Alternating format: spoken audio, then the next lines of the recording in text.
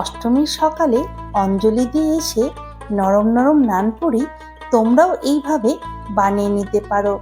সাথে থাকে যদি কাবলি ছোলার ঘুগনি আর মিষ্টি, তাহলে তো অষ্টমীর সকাল পুরো জমে যাবে।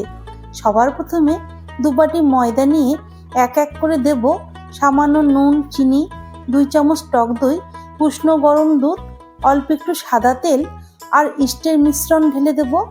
এবার আস্তে আস্তে খুব ভালো করে মেখে উপর থেকে একটু তেল মাখিয়ে ঢেকে রেখে দেব 30 মিনিট। এরপর মিডিয়াম সাইজের লেচি কেটে বেলে নেব। এখন গরম তেলের মধ্যে ছেড়ে লো টু মিডিয়াম ফ্লেমে উল্টে পাল্টে ভেজে তুলে নেব। তৈরি আমাদের নরম নরম নানপুরি। দেখো কতটা সুন্দর হয়েছে না নানপুরিগুলো। এবার কাবলি ছোলার ঘুগনি আর মিষ্টির সাথে পরিবেশন করছি। কেমন লাগলো রেসিপিটা অবশ্যই কমেন্টে জানিও। তোমরা সবাই খুব ভালো করে পুজো কাটাও।